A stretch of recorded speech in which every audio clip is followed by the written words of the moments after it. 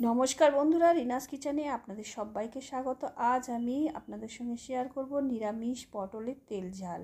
খেতে কিন্তু অসাধারণ হয়। যে কোনো নিরামিষের দিনে আপনারা এইভাবে বানিয়ে ফেলতে পারেন। খেতে কিন্তু দুর্দান্ত লাগে। ভাত, রুটি, পরোটা সব কিছুর সাথে কিন্তু খেতে পারবেন। আর দেখতেই পাচ্ছেন পটলের এই রেসিপিটা কতটা লোভনীয় হয়েছে। একদম সম্পূর্ণ নিরামিষের রেসিপি বন্ধুরা, আপনারা যে কোনো নিরামিষের দিনে খুব সহজেই বানিয়ে ফেলতে পারেন। আর এটা খেতে কিন্তু দুর্দান্ত লাগে। বাচ্চা থেকে বড় সবাই কিন্তু খুবই পছন্দ করবে।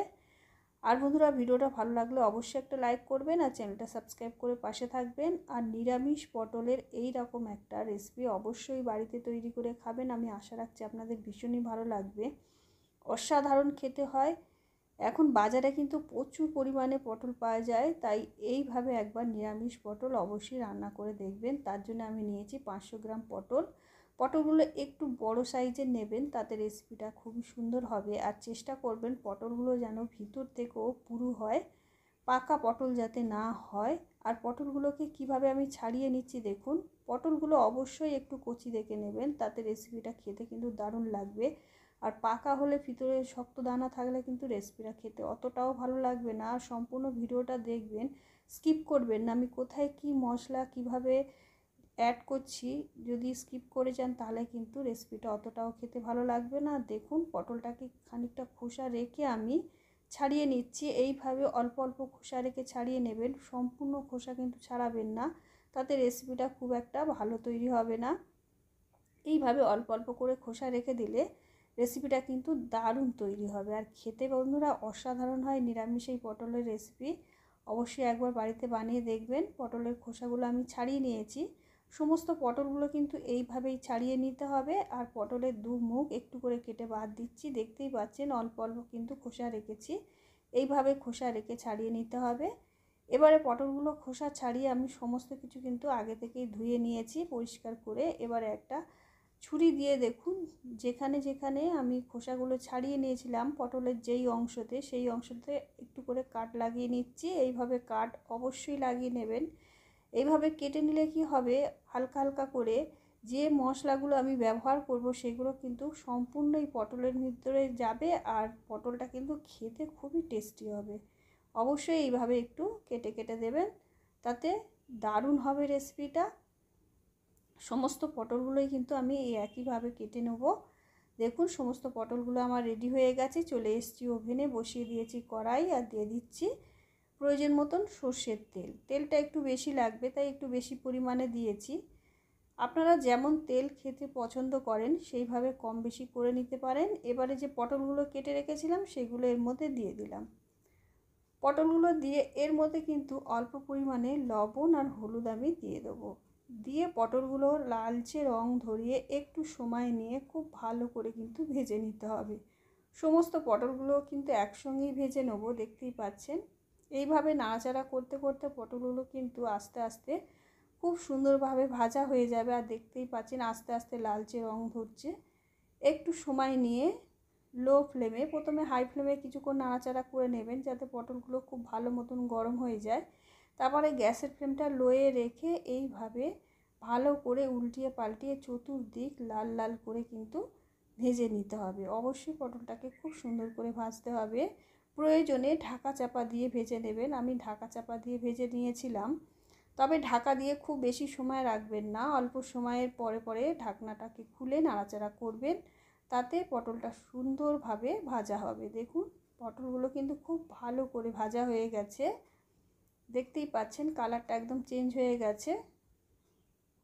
এবারে পটলগুলোকে আমি কড়াই থেকে তুলে নেব। আর বেশি ভাজার দরকার নেই এর থেকে, এইভাবে ভেজে নিলেই হবে। তেল ছেঁকে ছেঁকে তুলে নেব। একেবারেই কিন্তু আমি বেশি পরিমাণে তেল দিয়েছিলাম, যেহেতু পটলের তেল ঝাল করব তাই তেলের পরিমাণটা একটু বেশি লাগবে। আপনারা এর থেকে কম খেতে চাইলে কমও ব্যবহার করতে পারেন তেল, কিংবা বেশি খেতে চাইলে বেশিও দিতে পারেন। আমি কিন্তু আর তেল যোগ করলাম না। এই তেলেই অল্প করে একটু জিরে ফোড়ন দিয়ে দিলাম। দিয়ে জিরেটাকে একটু হালকা করে ভেজে নিলাম লালচে রং ধরিয়ে। দিয়ে এর মধ্যে একটা মশলা আমি পেস্ট করে রেখেছিলাম, সেই মশলাটা এর মধ্যে যোগ করে নিলাম। দিয়ে মশলাটাকে খুব ভালো করে এই তেলের মধ্যে কষিয়ে নেব। তবে এর মধ্যে কি কি মশলা আছে আমি পরে দেখিয়ে দিচ্ছি। সুন্দর করে কিন্তু এই মশলাটাকে কষিয়ে নিতে হবে।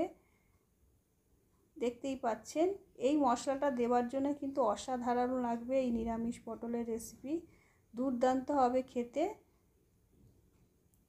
আর এইভাবে খুব ভালো করে কিন্তু মশলাটাকে কষিয়ে নিতে হবে। দেখতেই পাচ্ছেন এইভাবে ভালো করে কষিয়ে নিতে হবে। এই মশলার মধ্যে যে জল ভাবটা রয়েছে সেটা কিন্তু যাতে একদমই শুকনো হয়ে যায় সেইভাবে খুব সুন্দর করে কষিয়ে নিতে হবে। এবারে দিয়ে দিচ্ছি এর মধ্যে স্বাদ অনুসারে লবণ। পটল ভাজার সময়ও কিন্তু আমি লবণ দিয়েছিলাম, সেটা হিসেব করে দিতে হবে।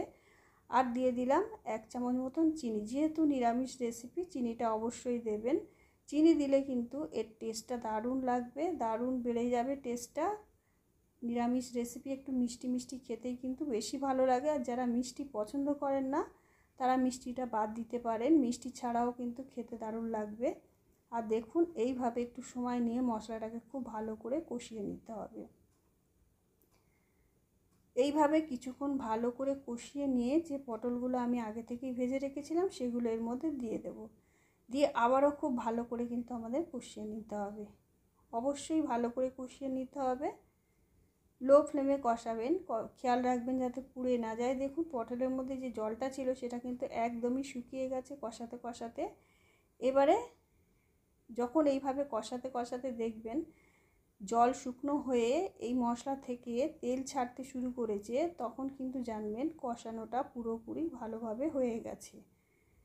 এবার আমি দিয়ে দিচ্ছি যে বাটির মধ্যে মশলাটা ছিল সেই বাটিটা ধুয়ে অল্প করে জল দিয়ে দিলাম। দিয়ে আবারও নাড়াচাড়া করে নিচ্ছি। মশলাটা একদম শুকিয়ে গেছিলো, এবারে মশলাটা আস্তে আস্তে ঢলা ঢলা হয়ে গেছে।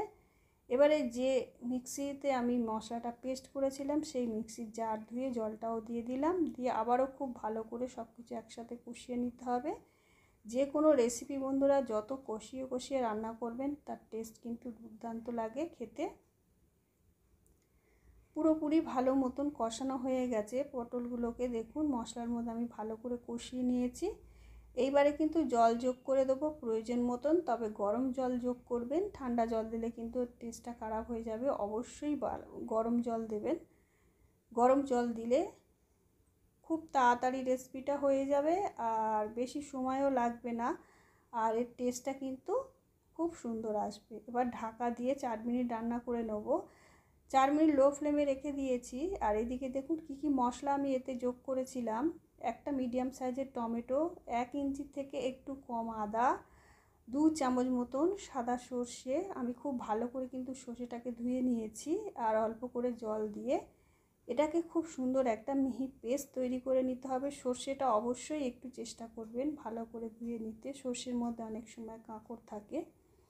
দেখুন মশলাটা আমি পেস্ট করে নিয়ে একটা পাত্রের মধ্যে ঢেলে নিচ্ছি। অল্প করে জল অবশ্যই দেবেন, তাতে মশলাটা খুব সুন্দরভাবে পেস্ট হবে। আর দিয়ে দিচ্ছি 1 চামচ হলুদ গুঁড়ো, 1/2 চামচ ঝাল লঙ্কার গুঁড়ো, 1 চামচ কাশ্মীরি লঙ্কার গুঁড়ো, 1 চামচ জিরে গুঁড়ো, 1 চামচ ধনে গুঁড়ো। ছোট ছোট চামচের 1 চামচ করে দিয়েছি। দিয়ে খুব সুন্দর করে কিন্তু মশলাগুলোকে আমি ফেটিয়ে নিচ্ছি। এইভাবে ফেটিয়ে নিতে হবে। আপনার ঝালের পরিমাণটা যেমন খেতে পছন্দ করবেন সেই হিসেবে দেবেন। আর কাঁচা লঙ্কা পছন্দ করলে এর মধ্যে কাঁচা লঙ্কা দিয়েও বেটে নিতে পারেন। দেখুন 4 মিনিট কিন্তু আমি ফুটিয়ে নিয়েছি পটলের রেসিপিটাকে। 4 মিনিট পরে ঢাকনাটা খুলে নাড়াচাড়া করে গরম মশলা অল্প করে এর মধ্যে দিয়ে দিলাম। দিয়ে নাড়াচাড়া করে নিচ্ছি। নিয়ে একবার এইভাবে নিরামিষ পটলের তেল ঝাল বানিয়ে দেখবেন। আমি আশা করছি আপনাদের ভীষণ ভালো লাগবে। আর ভিডিওটা ভালো লাগলে অবশ্যই একটা লাইক করবেন আর চ্যানেলটা সাবস্ক্রাইব করে পাশে